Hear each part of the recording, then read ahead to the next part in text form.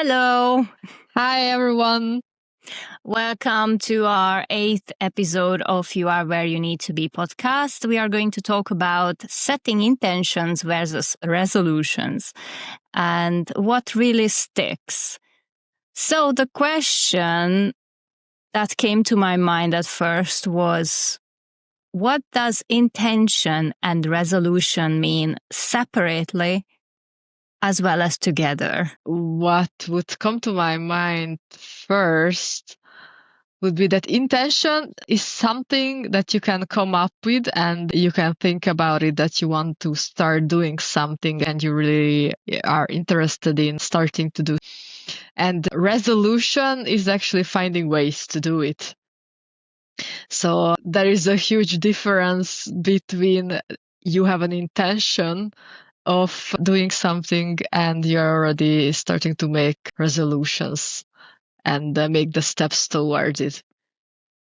Because I don't know how it has been with you, but I'm very famous about starting a lot of things and not really finishing anything because I'm so interested in so many different topics and hobbies.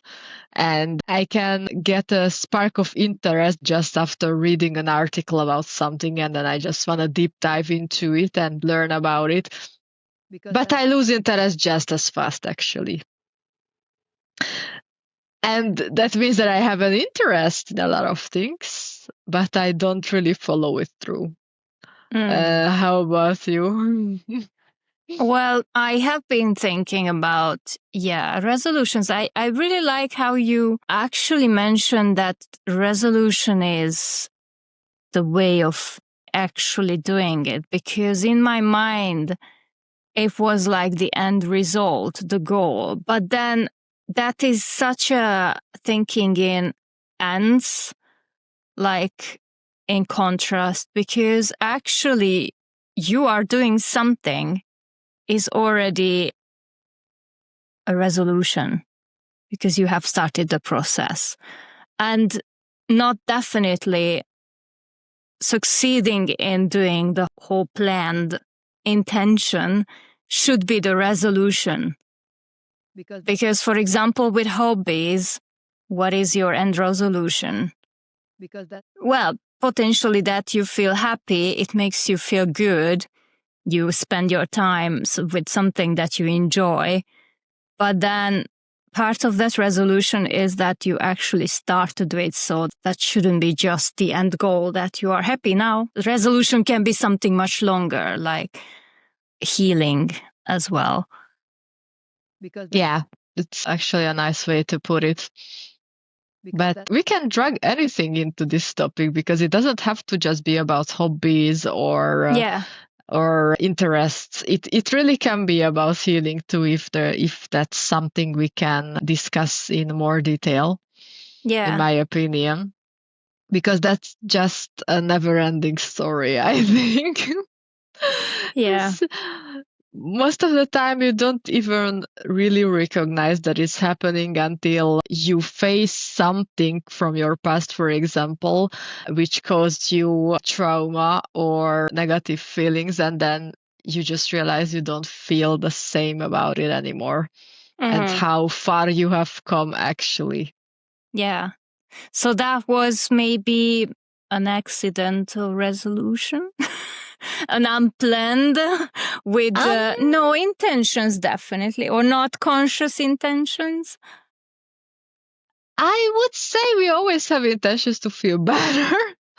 So fixing our mindsets and stepping towards a way where our nervous system is more regulated and then we feel overall better is always a goal. So we always have an intention towards it. But yeah, the resolution part can be a bit tricky because sometimes you don't even really notice it. You become part of the process, like you're reading books, you are reading articles, you are joining groups, you are having discussions with people, and everything adds to the picture. Yeah. And at the end, you just notice that, oops, something shifted in me and I didn't even realize it just now. Yeah. And it's exactly the same, I think, like doing any kind of sports or doing any kind of hobbies, that you are consistent with it, you spend your time with it, and you just notice progress. Yeah, you just reminded me of when I was participating a personal development school sharing circle, and then someone was sharing their experience that they actually really love to be at home, being cozy and never really going out. And they don't really feel like, they feel like they should do it, but they feel so much better at home. But they never actually thought about this at all before, like for many years, that they should be going out, they should be doing things. And then this person was explaining how she feels like she's stuck with this progress, and that she has done all the work, watching all the courses and following coaches and learning all the lessons on this platform and so on. And she still doesn't feel like she wants to go out. And then the thought came to my mind, but then you are talking about it. You have done way more than, for example, 10 years ago you would ever imagined.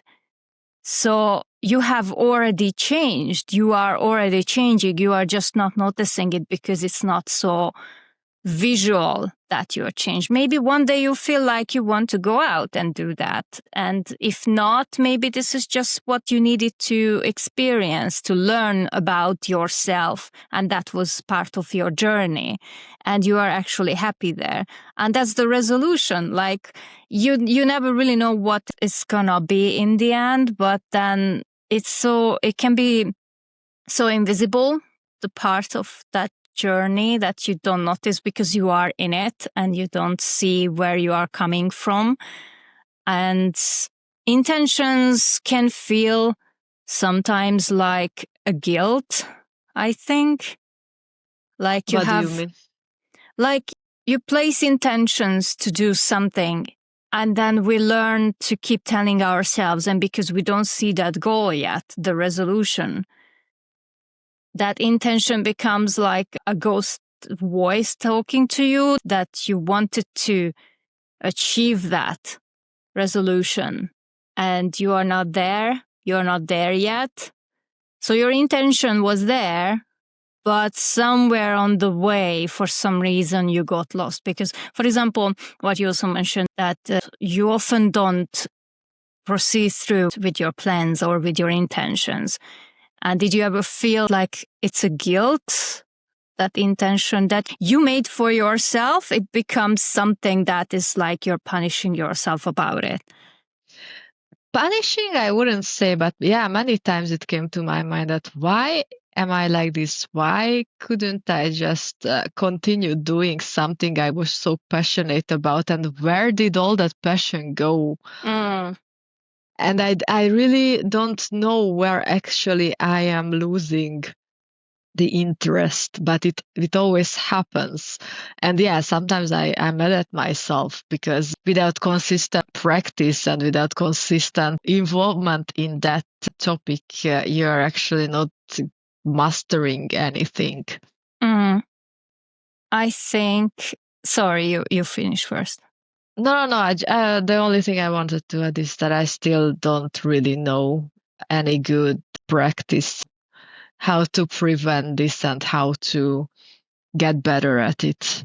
Well, I think this topic is very heavily connected with our previous one, where we were talking about patience and being able to appreciate what we have right now. And I think this inability to be able to commit to certain activities or plans, to our intentions, it comes from our childhood as well, with all of these future goals that were set for us and that we were chasing and running afterwards to achieve some dopamine hit from the gift that we get because we were good kids, or we got some good grades, or we won some exam or anything, or because of a birthday came, and we never were taught really how to appreciate what we have right now and consistently maintaining a routine that satisfies us, that nourishes us. And because of that, I think we would very easily just jump into all kinds of excitement. Like kids, I think probably kids are very easy to get excited about new things, but then this should be a skill that we learn throughout growing up, how to start to be able to commit to certain things that are good for us. And I still haven't seen much studies about ADHD. What is it that it's actually causing it? But then the low levels of dopamine is contributing so much in a lot of kids' cases that we are just constantly chasing. And I don't know if this has anything to do with it, that we just never developed those skills to be able to generate our own dopamine levels properly. And then we're just chasing after something exciting all the time. This was just a thought in me. There is a possibility, and of course, there is a truth in what you're saying. I don't know if in my case it's really about dopamine chase, because with some things I'm just not really having it. I'm just truly interested, or I just want to know how certain things work, but it doesn't really give me any satisfaction, so to say. I just want to do it for one reason or another. And ADHD is something which actually a very widely discussed topic in the past few years. It wasn't always so well known. I think it's been always there. It's been there for a very long time, and there were treatments and medications. And ADHD is a very widely discussed topic at the moment. And it's a bit misleading too, because it has aspects which a lot of people can relate to. So even I completely don't understand if I have just another type of deficit or if I have ADHD also, because I can relate to a lot of things of what you said as well, and a lot of things what people said in the past, but still not quite. So I'm sure there are levels of this as well. Yeah. And I think it's like a generational problem, which also coming from the educational system, what we discussed in previous podcasts a couple of times already. But it would be nice to know the root cause, the exact root cause, because all of these things have a root cause. So we are just giving them fancy names, but under all these conditions, there is something deeper. Yeah. Well, we can't know that this is generational thing because we don't really have records, I think, about this. Plus, people used to be so busy with life to survive that I think ADHD is something that comes out in a very, very comfortable environment.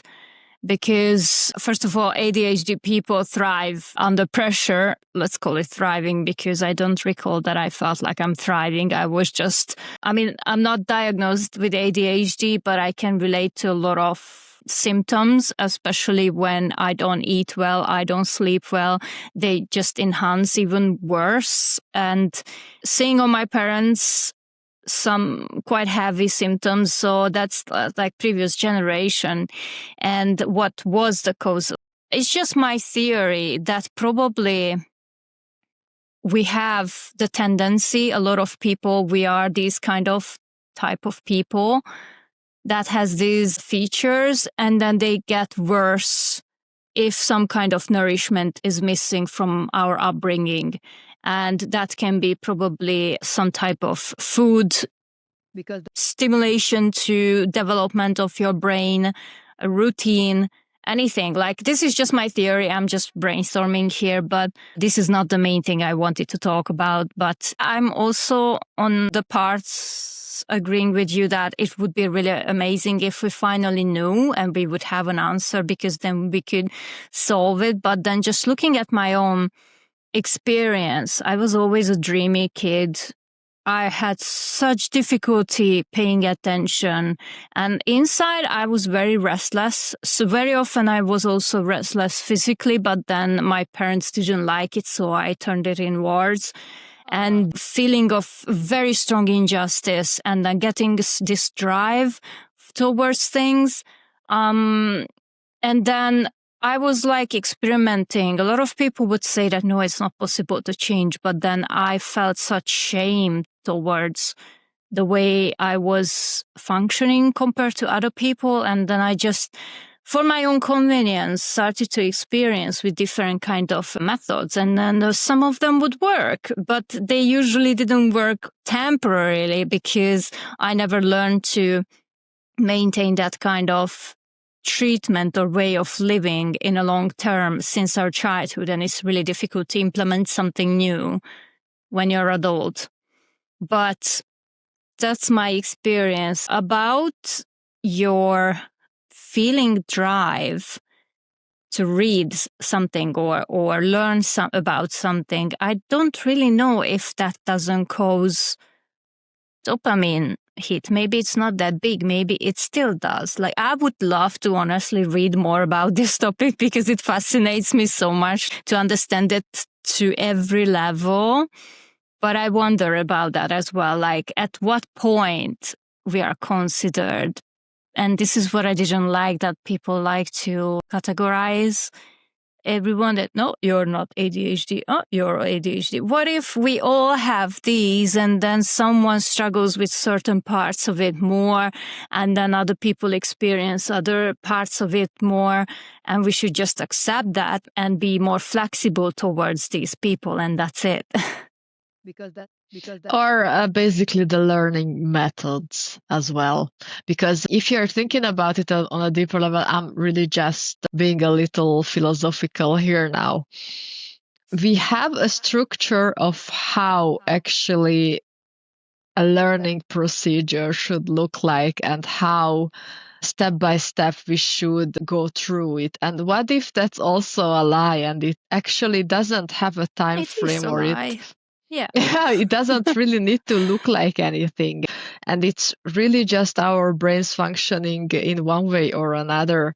And some of them developed easier into the structure, which is now prioritized, and others didn't. Yeah. And that's what causing us a lot of trouble.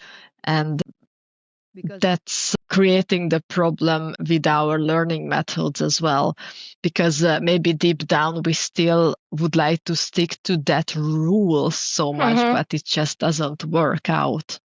Yeah. And we don't really have the tools to learn, the help to learn how we could do it in our ways. Yeah. So we just freestyle it. I just started to recently accept, also thanks to other like influencers on Instagram. I'm following a ADHD content creator, and they talk about it a lot. And she was the first who explained is that she was trying so hard for many years to fit into this system that was expected from her, like wake up early, doing this and that in the morning and so on. And I just feel like this is against my nature and I can relate to it so much. So I think what you're explaining is exactly that it's just certain type of people, they just simply function in a different timeline of the day and in a different rhythm. And because since our childhood, we were forced into that rhythm that is so unnatural to us, we kind of did it, but then now we are out of it and we just don't know how to manage life really properly because it feels so unnatural. Like, for example, I wake up 9, 10, and then I spend the whole morning with nothing, just relaxing. And I'm the most active later in the afternoon or in the evening. And then after I peacefully go to sleep and that's it, done. Like, I can't wake up early in the morning. Yeah, but that's completely fine. Not everybody is built for that. I also hate to wake up early. Yeah. I'm not a morning person at all. I love to take my time with sleeping because I love to sleep. So for me, if I don't have my 8 hours, I'm already having trouble. But I can even sleep 10, 11 hours. And some people would call it lazy or without ambition and etc., etc. It's just how my system works. And without it, I don't function properly and I need it. Um, and yeah, there are others who actually go to sleep early, or I heard about a lot of people. I even have some people in my family who say that for them, 4 or 5 hours of sleep is more than enough and they just cannot sleep more. And that's completely fine for them. And for me, that's crazy, but it exists. So we cannot outrule that. And that again shows us how many variety of people there are on the spectrum. Yeah. And we can drag the spectrum into everything. And also what you said about ADHD, that there are so many spectrums. There is not just, okay, if you tick all the boxes of this one, then you are. If you don't tick all the boxes, then you don't have. Yeah. Everybody has attention deficit. It is how it's called, yes. Yeah. I think at some sort of level. So nobody is a robot who can pay attention 24/7 about everything and every detail and never wanders off for a second. But yeah, there are levels.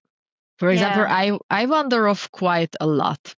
If I have a conversation which I'm interested in, like the one right now, then I can pay attention. But even then, sometimes I catch myself of disassociating. Yeah. I still hear what is said and I can reflect 100% back of what's said, but I know when I'm disassociating, and I think it can even be told when somebody looks me in the eye, because I can tell about other people. Yeah, I know. And it's so funny. I have a friend who is disassociating so freaking hard, and I'm talking to him and I'm already seeing that he shifted away, and I have to like poke him like, hey, I'm talking, and he can also still reflect back. So it's working in a very funny way. Yeah.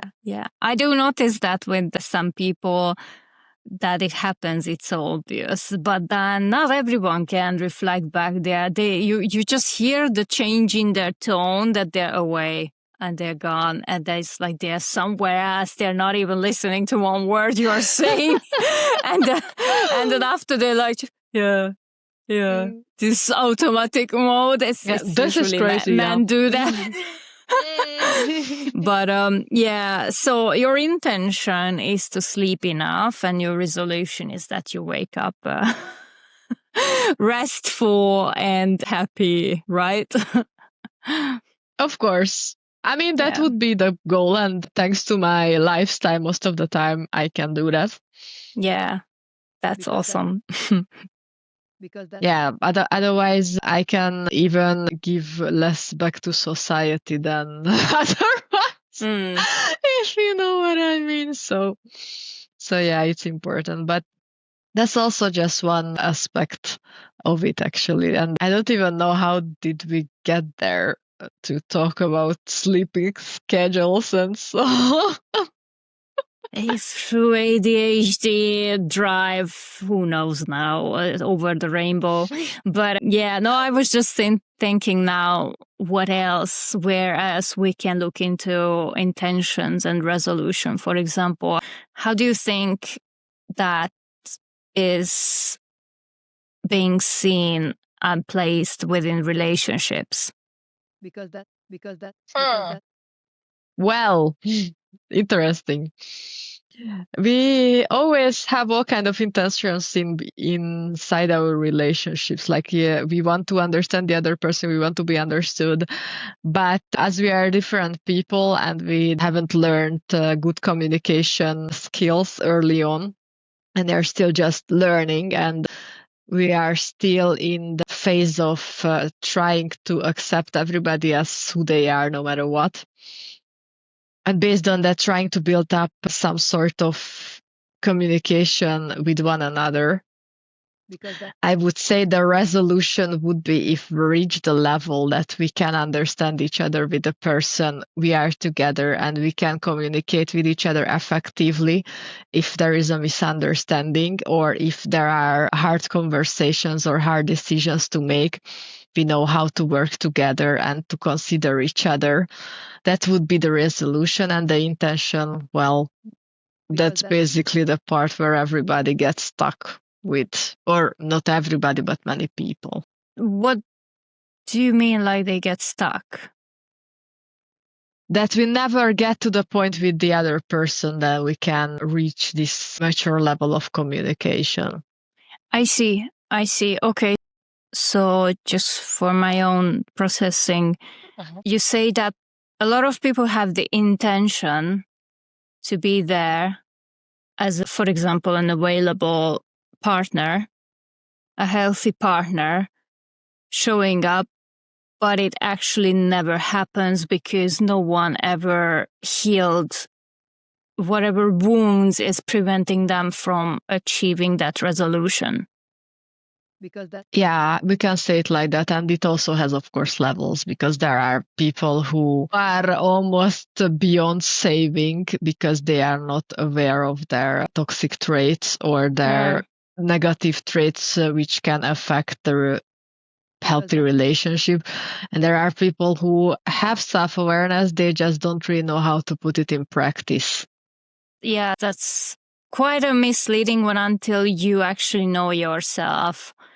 I think when you see someone is quite aware of certain things of their own character and then you kind of give them more benefit of the doubt than they have proven and more trust, then they usually turn out to be not that self-aware and they are not able to actually be the person they show who they want to be and who they recognize they should be, but they're still unable to be there. Yeah, but that's also actually just the beginning.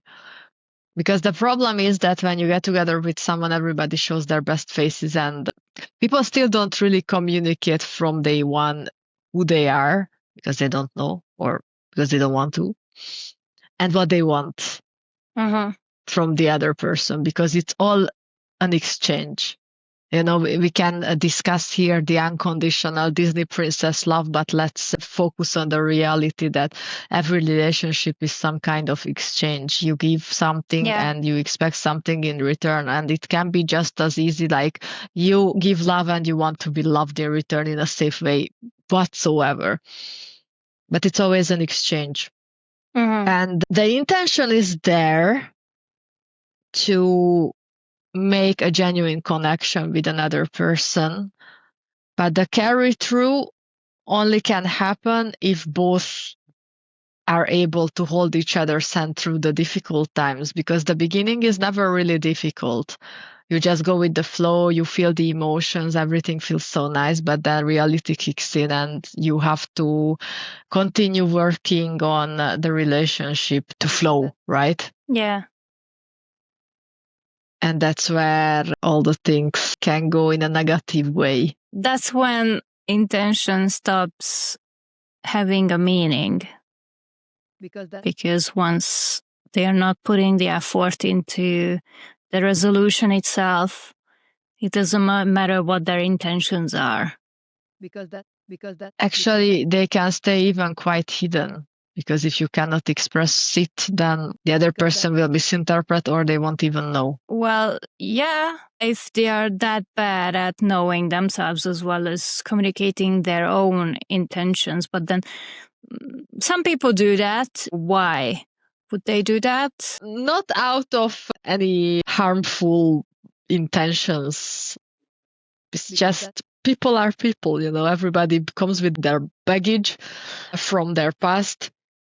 If they work on it perfect, if they haven't worked on it well, that can be more difficult. But all of our communication styles differ from one another. And to make it actually work, tune it together, it takes a lot of time and effort. And lately, nobody really wants to walk that path. because it's easier to just get out of something and find a new one and start it all over again until the first problems occur, and then you can start over again and again and again.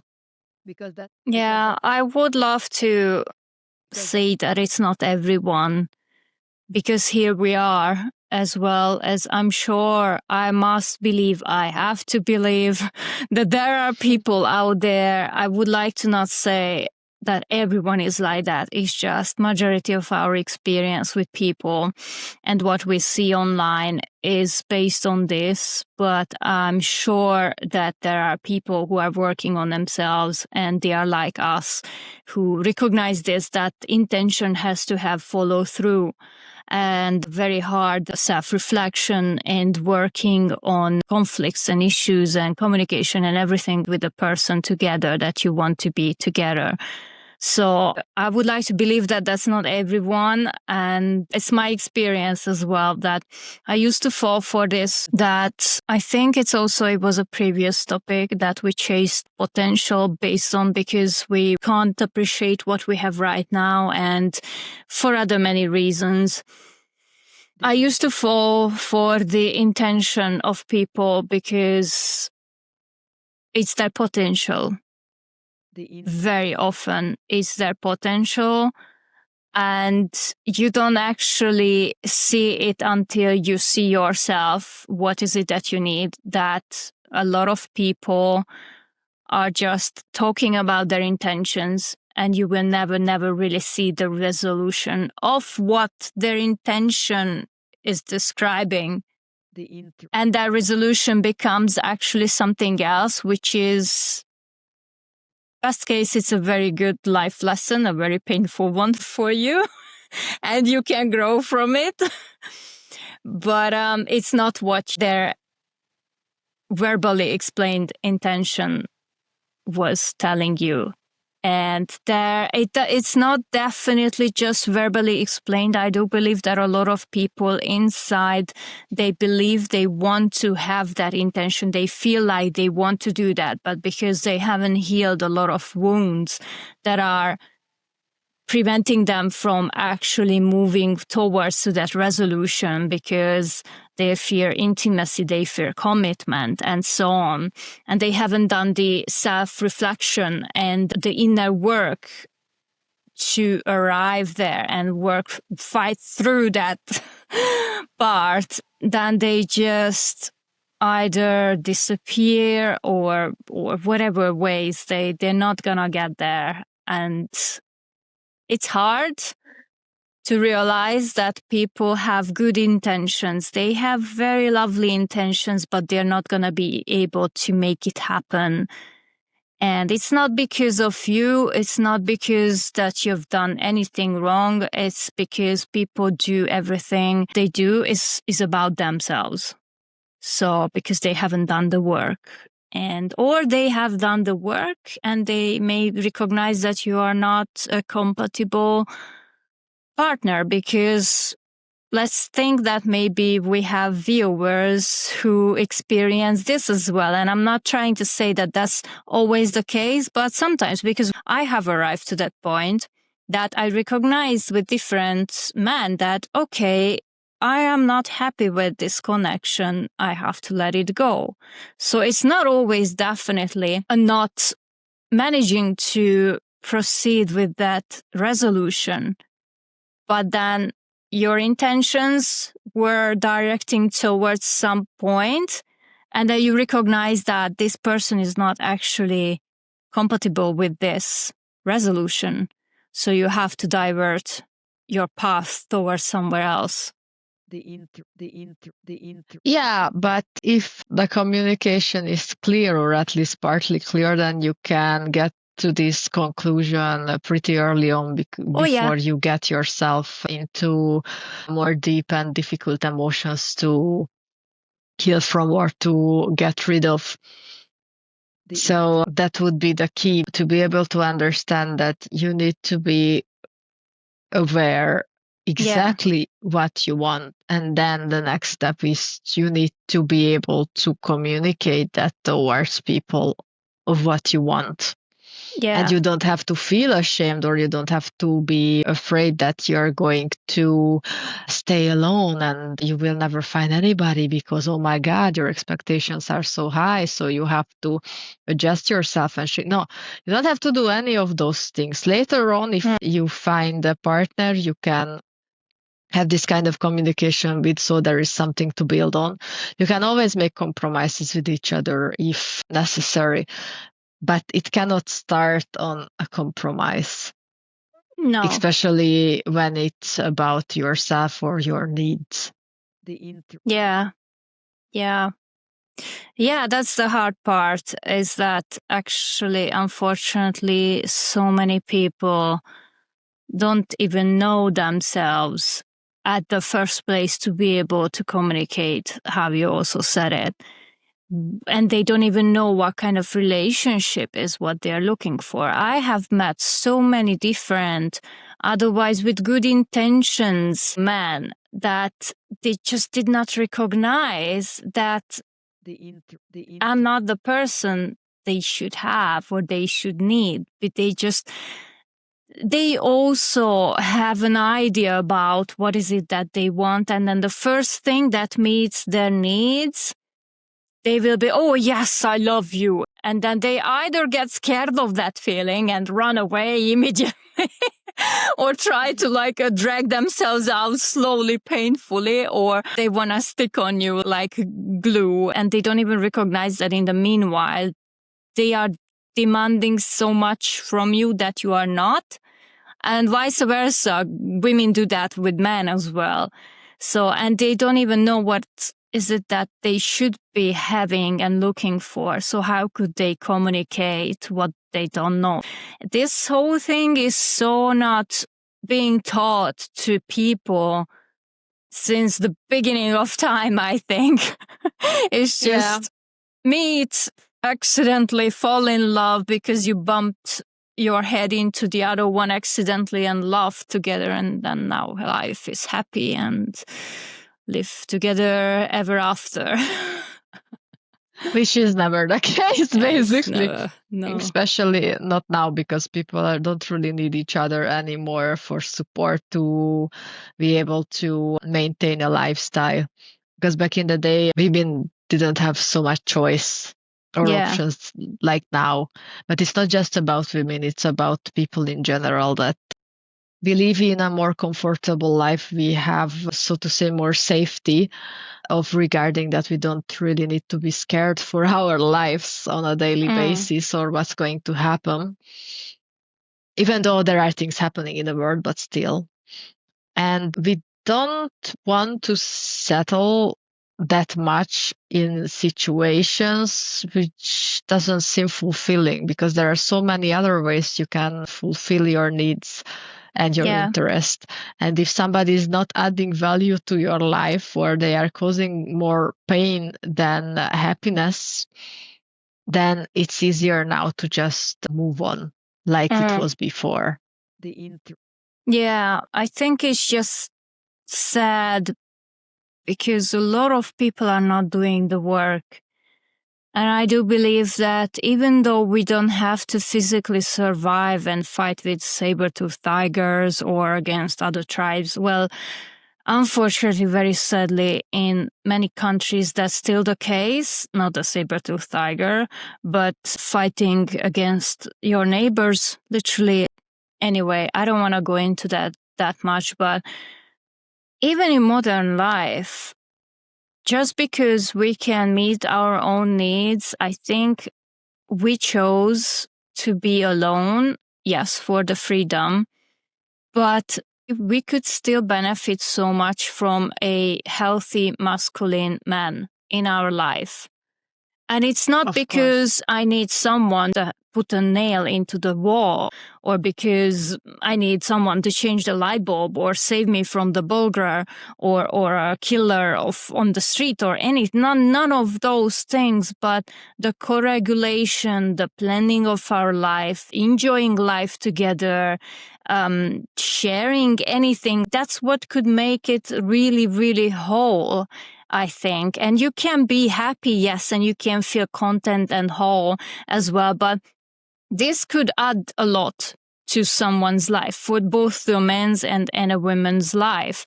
But the problem here is that a lot of people are not doing the work, and they just demand the old type of behavior from women, which we decided not to do. And I wanted to go back to intentions again with how women, because I think it still connects, like women's intention was to create a happy family with the knowledge they had. Like very many of them, they didn't know what they're going into. And also having kids, the intention was to have a nice family, a big family, happiness and everything, maybe something they didn't experience in their childhood. But then because they were lacking so much knowledge and they didn't know what they are going into, because they just literally randomly got married with someone, probably a first person who paid attention to them, the resolution become many traumatized people. And they were probably also traumatized from previous generations. But yeah, that's the thing, is intentions very often, like, just parents have good intentions. They try to save you from everything. And what's the result of that? Well, if you're lucky, then yes, that's what they do. But unfortunately, it's not the case for everyone. But yes, of course, normally, because we are not talking here about abusive environments or worst case scenarios, we just talk about, in general, everybody wants to pass on something positive for their next generation. Everybody tries to do their best based on their own knowledge and based on what was passed on to them from their parents. And that's how it goes on and on and on. And we all can also learn from the previous or the next generation as well on how to see things differently or from another angle or point of view. But the thing is that I feel like it's also getting a little bit overcomplicated. Like, how to say it, when we are trying to connect with other people, instead of just doing so, there is a lot of overthinking of the ifs and buts. And I don't know if that direction is actually a good one. Can you explore more of this with examples, maybe? Because I may be gathering what you mean. It's also just totally philosophical, and it just came to my mind now based on what we were discussing, that what if going into relationships we would kind of think less? It's just theoretical. Because like how it would be, how it would feel, how it would turn out. Because at the moment, I'm not just talking about us, I'm talking about in general, that we are thinking a lot, like a lot, about all the aspects. We have the possibility of exploring knowledge through so many ways and platforms. And we are consuming that knowledge, but it also makes us a little bit lost. Because there are so many things that at the end we are gathering the information like a sponge. And then we have a lot of knowledge, but in the meantime, it can be overwhelming too. Mm-hmm. Do you know why it feels overwhelming and it feels too much? Because we never were taught how to do these things properly at the first place.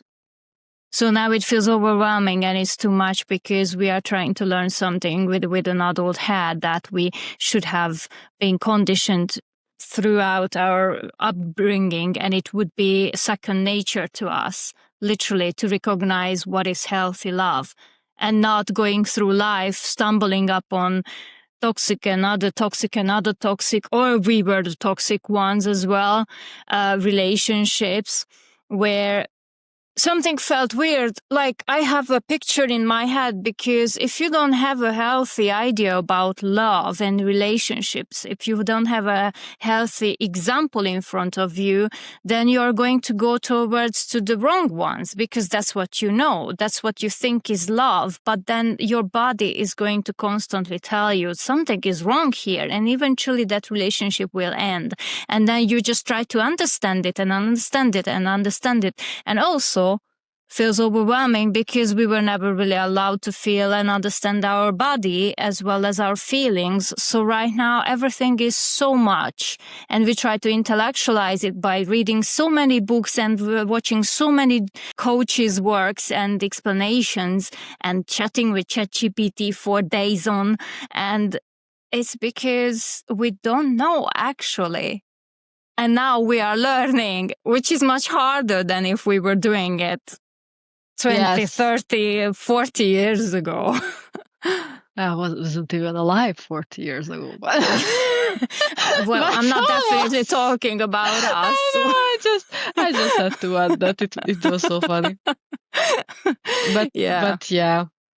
yeah, sometimes it feels a bit too much, because then when you want to connect to someone because you run into somebody, then I don't know how it's going to be. Like all this information would get in the surface, or only the important information would get into the surface, or nothing again, and would go in there blindly, and then would try to navigate it a bit more knowledge this time. It would be nice to have some new experience with this mindset. Yeah. Yeah, I know the feeling. Yeah, I know. This is why I was trying to go out and date after my big like heartbreak, because I felt like I have learned so much. I have to see it for myself, how I function. And life showed me that I still have to practice and I still have to learn lessons, because it's one thing to know everything in your mind and another thing to go out in the field and getting triggered by gaslighting, or having to tackle people's emotions and reactions and tones and your own reactions and learn. So I think, that's the only way to heal properly and learn, if you go out and date. But that's also very challenging, because many of them either don't want to take you out, or you don't want to go out with them because it's just from the beginning so wrong that you're like, I can't even talk to these people, not that I want to go out. Like that was my lesson, to recognize that. Yeah, I get it. Yeah, but one huge lesson was for me in the past 1.5 year, or maybe it's even now more, I can't even track it, is first of all, people's intention is not who they are, actually. Their actions and their resolution shows who they are. And the other thing is that whenever I felt like, I don't know, I feel so confused, I don't know, I have to have so many answers, I have to ask so many questions, if this is right, if this feels overwhelming and it feels so complicated, and I have to ask so many questions from so many sources to get some kind of answers, that means that I still don't know. Clearly. But I didn't realize that back then. That means that I still don't know myself. I still am not confident about who I am and what is it that I'm looking for. And I do believe I kind of feel a strange confidence about certain things in my future goals. And I no longer feel like this unstable platform where someone says something and then I start to gravitate towards that, or the other one, and then I don't really know. I kind of feel like anchored. And if I would face someone who is not showing what I'm looking for, I will know it now.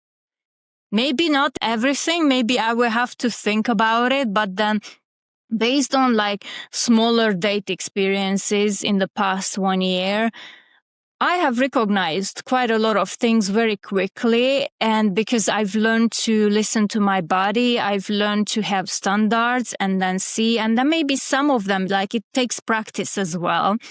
But every time in the past, I felt like it's so overwhelming and complex and confusing is because simply I just wasn't sure.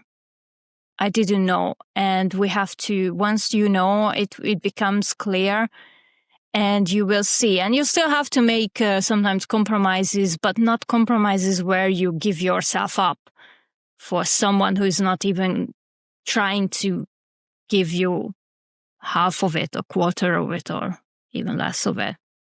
Yeah. I just feel like that as we are getting older, it's also getting more complicated because I don't know, in my 20s, it felt so easy, to be honest. And I felt like that I have so much time. And even if it's wasted a little bit, then still no problem. But now I don't feel like that anymore. Well, of course, because you didn't have standards back then. Not the standards in a way of that a healthy relationship that your current self requires now would need. And it was a standard probably to have fun or to have company or to have someone to go out and do stuff with, or I don't know what your preferences were. But we and also didn't have the knowledge and you didn't have the trauma that you since then gathered through other relationships as well. As well as lessons, life lessons. So it felt much easier because you would just meet someone, you would like the person, you wouldn't think twice. It's just natural. The first time I heard from a friend of mine that her date hasn't said that they are dating, and I'm like, you're supposed to say that. Like, to me, that's natural. Like, I like you, you like me. Yes, we're together. Done. That's it. Done. We don't even have to get married. I just know because I feel it. But then since then, so much of the water has gone down to the seas of all the rivers of this planet. Yeah. Actually, I also experienced some horrors which I never even knew existed, and it all came with this new type of dating and all those people who remained on this field. And also, of course, the environment, because as we are getting older and we are more selective with who we spend time with or what we're doing, then our social circle also shrinks. Yeah. And it can feel like there is even less possibilities to connect with somebody with similar values. Yeah. And I connected with some people who showed me so many colors of toxic that it could have been like a river in India, I'm sorry to say, but yeah. I know. And with all those experiences, of course, you are much more careful, because I wasn't careful because I had nice experience with men most of the time. So I thought that I have nothing to be afraid of, actually. And I should have. I just didn't know better. And now I don't want to experience those things anymore. Yeah. And that's why it's more difficult to even start to open yourself for these kind of things again. That's interesting because I felt like I'm happy to go out and look. It's just the disappointment of what's out there is what is like, do I want to do that again? Like, what's the point? Like, you don't even get anywhere, literally, because they can't even organize a date. But I do believe it's, I don't know if you have heard this saying is like that everything is complicated when you are in the wrong environment. And I think that's what it is.